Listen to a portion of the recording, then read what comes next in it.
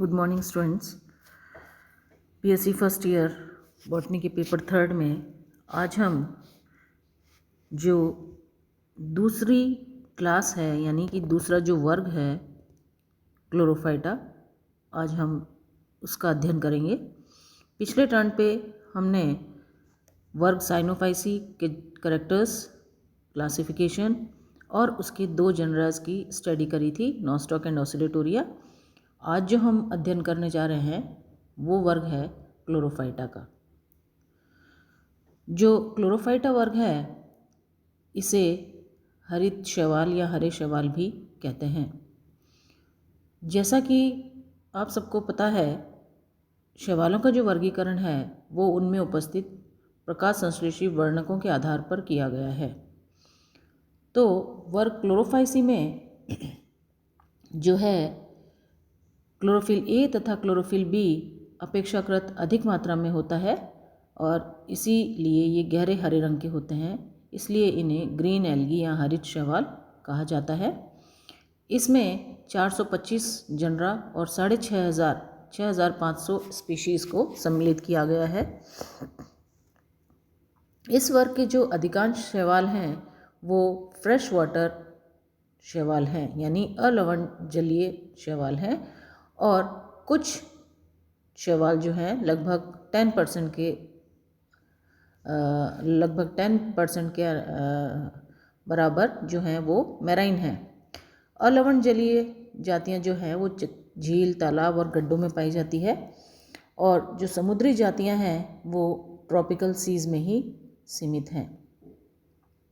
जो अल्वेल्स और साइफोनिल्स दो ऑर्डर क्लोरोफाइटा में ऐसे हैं जिनके सदस्य मुख्यतः समुद्री होते हैं। यद्यपि ये शैवाल जो हैं मुख्य रूप से जलीय हैं, परंतु कुछ जातियां जो हैं वो भूपृष्ठीय यानी सब एरियल आवासों में भी पाई जाती है।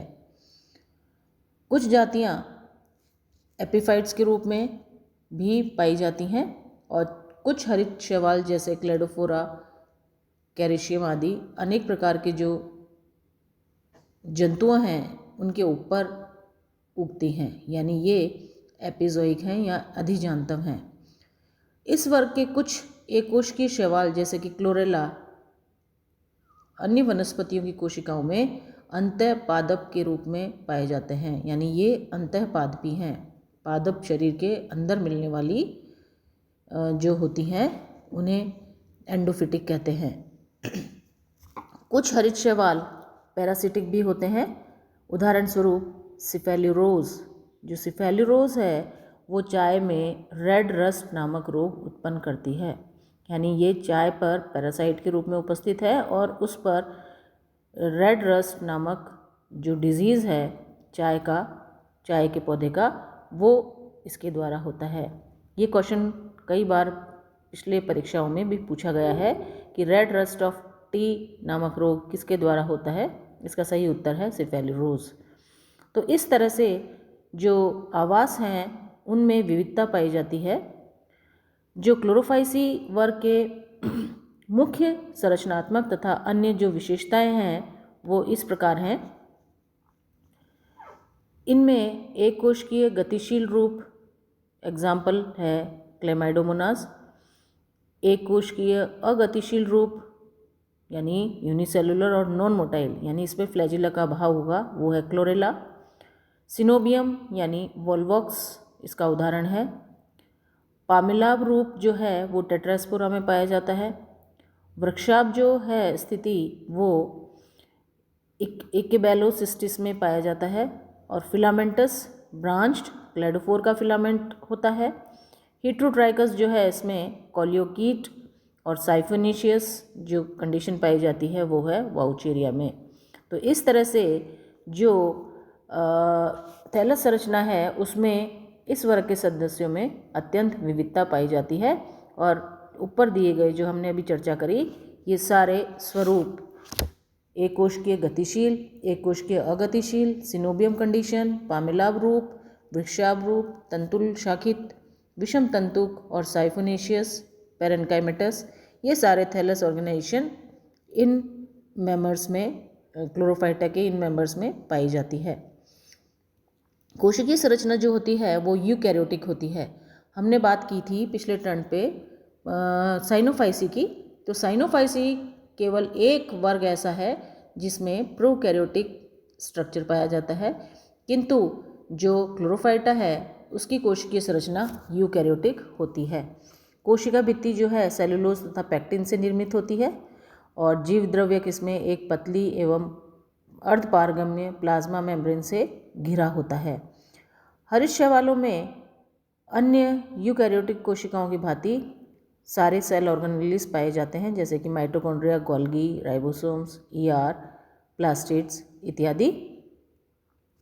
जो मुख्य वर्णक है इन सदस्यों का यानी क्लोरोफाइटा डिवीजन का, वो है क्लोरोफिल ए और क्लोरोफिल बी, और इसके अतिरिक्त इनमें कैरोटीन्स व ज़ैंथोफिल्स भी पाए जाते हैं। क्लोरोफाइसी वर्ग के जो शैवाल हैं उनमें क्लोरोप्लास्ट के आकार में अत्यंत विविधता पाई जाती है, यानी जो क्लोरोफाइसी मेंबर्स हैं, क्लोरोफाइसी क्लास के मेंबर्स हैं, उसके क्लोरोप्लास्ट में उसके आकार में अत्यंत डाइवर्सिटी देखी गई है या विविधता पाई गई है। यह प्यालेनुमा हो सकता है, उदाहरण है क्लेमाइडोमोनास। यह मेखला आकार यूलोथ्रिक्स में, ये रेटिकुलेट क्लेडोफोरा इडोगोनियम में, ये पैराइटल ड्रेपेनोडियोप्सिस तारकृत यानी, और स्पाइरोगायरा में स्पाइरल, यानी कि जो क्लोरोप्लास्ट है उसके आकार विभिन्न विभिन्न प्रकार के विभिन्न सदस्यों में देखे गए हैं। सामान्यतः क्लोरोप्लास्ट में पायरोनॉइड भी उपस्थित रहते हैं। प्रगत जो वनस्पतियों की भांति हरित शैवालों में भी सुसंगठित केंद्रक पाया जाता है, परंतु साइफोनेल्स और क्लेडोफोरेल्स ऑर्डर इसमें ऐसे हैं जिनमें संकोशिक दशा पाई जाती है। कोशिका में केंद्रक की स्थिति, आकार एवं आवाप में भी विविधता देखने को मिलती है। संचित भोज्य पदार्थ इसमें स्टार्च होता है। साइनोफाइसी में हमने बात करी थी, साइनोफाइसिन स्टार्च जो है वो संचित भोज्य पदार्थ है। क्लोरोफाइसी का जो संचित भोज्य पदार्थ होता है वो है स्टार्च। हरित शैवालों में जनन जो है कायिक, अलैंगिक व लैंगिक तीनों विधियों द्वारा होता है। कायिक जनन कोशिका विभाजन तथा फ्रेगमेंटेशन द्वारा, और एसेक्सुअल या अलैंगिक जनन विभिन्न बीजाणुओं के बनने से होता है। और जो लैंगिक जनन है वो आइसोगेमस, एनाइसोगेमस या उगेमस प्रकार का हो सकता है, यानी कि समयुग्मकी, असमयुग्मकी अथवा विषम युग्मकी हो सकता है। जो जाइगोस्पोर तथा निषिक्तांड, यानी कि जो फर्टिलाइजेशन के बाद जो बनता है युग्माणु, जाइगोस्पोर या oospore जो कि डिप्लॉयड होगा, वो अपने चारों ओर एक मोटी भित्ति का निर्माण कर सुप्त अवस्था में रहते हैं तथा अनुकूल वातावरण में अंकुरित होकर नए थैलस का निर्माण करते हैं।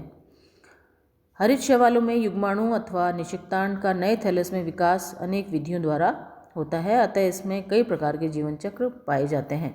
अब हम बात करते हैं क्लोरोफाइसी के वर्गीकरण की।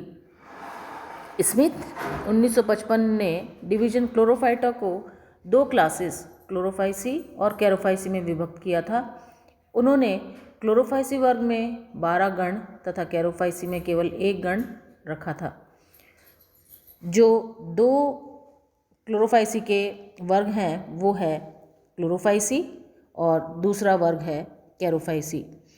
कैरोफाइसी में केवल 1 गण कैरेल्स को रखा गया है, और जो क्लोरोफाइसी है उसमें 12 गणों में क्लोरोफाइसी कुल वर्ग को विभक्त किया है, जिसमें से एक है वोल्वोकेल्स, यूलोट्राइकेल्स, टेट्रास्पोरेल्स, अल्वेल्स इत्यादि। जो आपके सिलेबस में है वो है जनरा वोल्वोक्स, जो कि ऑर्डर वोल्वोकेल्स का मेंबर है और वर्ग क्लोरोफाइसी का सदस्य है।